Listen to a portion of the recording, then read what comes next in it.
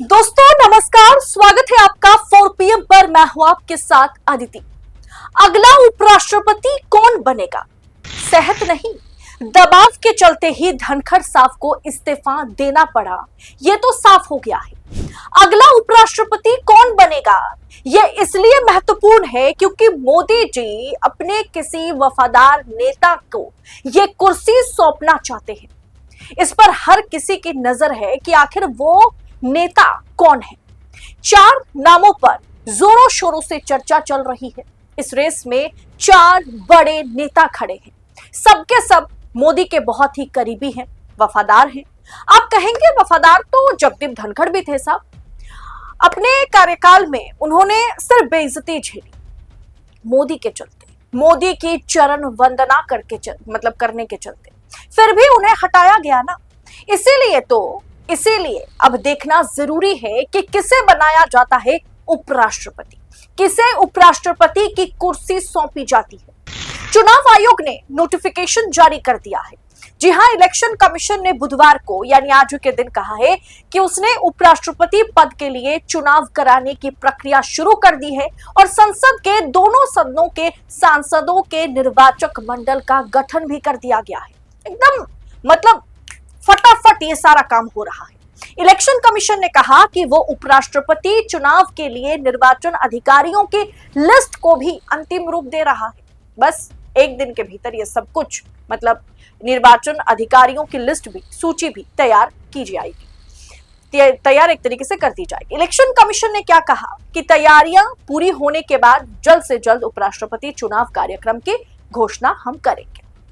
अब उन 4 नामों पर आते हैं जिन्हें लेकर के बीजेपी में बवाल मचा हुआ है। पहला नाम है राजनाथ सिंह। कुछ बड़े पत्रकारों को, राजनीतिक विश्लेषकों को यही लगता है कि उपराष्ट्रपति की कुर्सी राजनाथ सिंह को दे दी जाएगी और इस बात में दम है क्योंकि राजनाथ सिंह को उपराष्ट्रपति की कुर्सी सौंप दी जाए और कैबिनेट रिशफल हो, यानी कैबिनेट का पुनर्गठन हो और दिल्ली में योगी की एंट्री हो। कुछ दिन पहले ही योगी आदित्यनाथ मोदी और शाह से मिलने दिल्ली आए थे।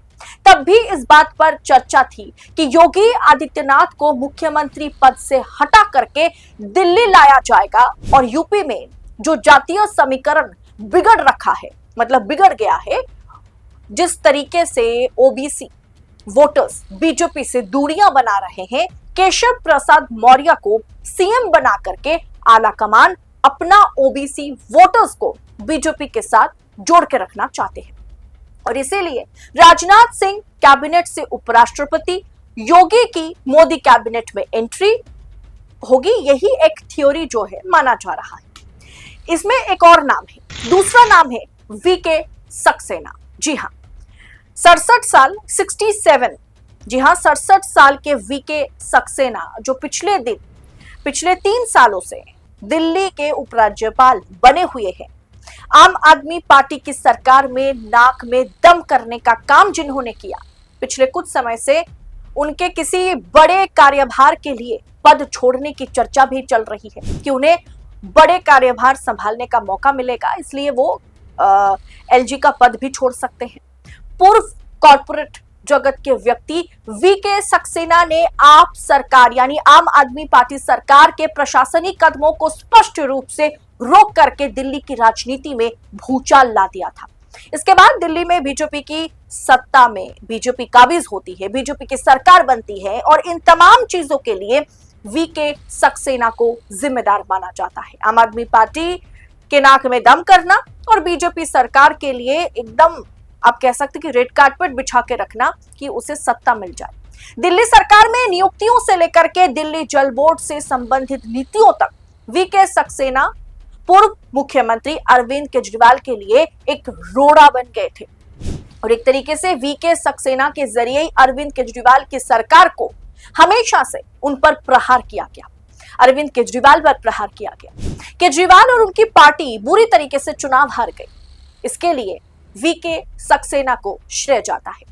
तीसरा नाम है मनोज सिन्हा। जी हां, मनोज सिन्हा को क्या मौका मिलेगा?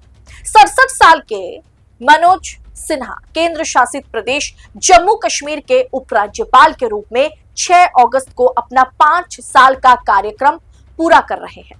उन्हें अगले बड़े मिशन के लिए तैयार करने की खबरें सत्ता के गलियारों में काफी समय से घूम रही है कि उन्हें भी एक बड़ी जिम्मेदारी दी जाएगी। बिहार चुनाव में बीजेपी अपने बूते जीतना चाहती है। ऐसे में मनोज सिन्हा को उपराष्ट्रपति पद पर बिठा करके बीजेपी बिहार जीतना चाहती है, क्योंकि मनोज सिन्हा जो है वो पूर्वोत्तर प्रदेश के नेता हैं और बिहार में खासे लोकप्रिय भी हैं। वे रेल मंत्री भी रह चुके हैं।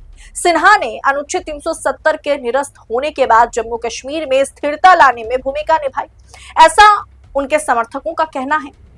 हालांकि जम्मू कश्मीर पहलगाम आतंकी हमले के लिए उन्हें याद किया जाएगा, जिसमें 26 लोग मारे गए थे और इसके बाद उन्होंने कहा था कि यह सरकार की विफलता नहीं है, ये इंटेलिजेंस विफलता से भी ज्यादा इसकी जिम्मेदारी मेरी है, मैं जिम्मेदार हूं।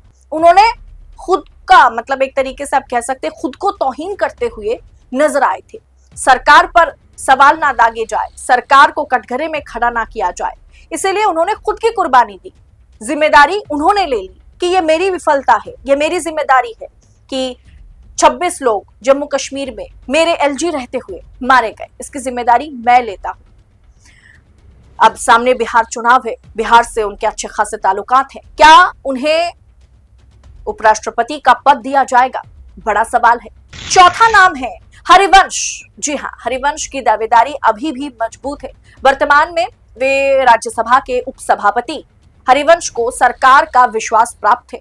वे एक मजबूत दावेदार माने जा रहे हैं। धनखड़ के इस्तीफे के बाद हरिवंशी वर्तमान में मॉनसून सत्र के लिए राज्यसभा की कार्यवाही की अध्यक्षता भी कर रहे हैं। हरिवंश का नाम बिहार के प्रमुख पत्रकारों में से है, नेताओं में से है। तमाम पार्टियों के साथ, सभी विपक्षी पार्टियों के साथ उनके अच्छे संपर्क हैं, अच्छे संबंध हैं। इसीलिए बिहार के मद्देनजर उन्हें कहीं ना कहीं ये कुर्सी सौंपी जा सकती है। हालांकि ये जितने भी नाम हैं वे सत्ता के गलियारों में गूंज रहे हैं, लेकिन बीजेपी की ओर से अभी कोई आधिकारिक संकेत किसी नाम को लेकर के नहीं है। हालांकि बीजेपी के राष्ट्रीय अध्यक्ष जेपी नड्डा का भी नाम इस सूची में आया था और आने के बाद वो खारिज भी हो गया था। जाहिर सी बात है, क्योंकि इस पूरे मसले में जेपी नड्डा को धनखड़ के साथ मतलब विवादित नाम के तौर पर जोड़ करके देखा जा रहा है और नीतीश कुमार का भी नाम चल रहा है। नीतीश कुमार का नाम सबसे अप्रत्याशित रूप से उभरा है। क्या इतना बड़ा रिस्क बीजेपी उठाएगी? क्या इतना बड़ा रिस्क आलाकमान लेंगे? क्योंकि बीजेपी को, मोदी शाह को हर हाल में उनके खेमे के किसी को उपराष्ट्रपति बनाना है जो उनके लिए वफादार हो। धनखड़ को हटा के नीतीश को उपराष्ट्रपति बनाना ये मूर्खता है। नीतीश की वफादारी पर सवाल हमेशा उठता रहा। मोदी शाह को हर हाल में वफादार उपराष्ट्रपति चाहिए जो उनके इशारे पर विपक्ष को दबाने का काम राज्यसभा में करे। ऐसे में नीतीश उसके लिए सही उपराष्ट्रपति बनने लायक तो नहीं है। अगर वफादारी की बात की जाए, अगर हमेशा मोदी शाह के समर्थन में विपक्ष को दबाने की बात की जाए, तो ये जो 4 नामों पर जोरों शोरों से चर्चा चल रही है, आपको क्या लगता है? क्या वीके सक्सेना, मनोज सिन्हा, राजनाथ सिंह, आपको क्या लगता है कि इनमें से कौन उपराष्ट्रपति बनने लायक है? क्या योगी की एंट्री दिल्ली में होगी और राजनाथ सिंह को कैबिनेट से उपराष्ट्रपति पद पर शिफ्ट किया जाएगा? क्या भारतीय जनता पार्टी में या फिर आप कह सकते हैं कि मोदी कैबिनेट में, मोदी की मंत्रिमंडल में एक बड़ा भूचाल आने वाला है? इसे लेकर के बीजेपी में जंग तो छिड़ी हुई है। तमाम तरीके की कयासों का दौर जारी है। कयास लगाए जा रहे हैं कि आखिर उपराष्ट्रपति किसे बनाया जाएगा, लेकिन इतना आप लिख के रख लीजिए, मोदी शाह के खेमे से ही उपराष्ट्रपति बनाए जाएंगे जो मोदी शाह के इशारे पर चलने का काम करें। फिलहाल इस पूरे विषय पर आपकी राय, टीका टिप्पणी कमेंट बॉक्स में हमारे साथ साझा करें और ऐसी तमाम खबरों को यूं ही पड़ताल के साथ पाने के लिए, एनालिसिस के साथ पाने के लिए 4 PM न्यूज नेटवर्क के साथ बने रहे। मुझे दीजिए इजाजत। बहुत बहुत शुक्रिया आप सभी का। जय हिंद, जय भारत।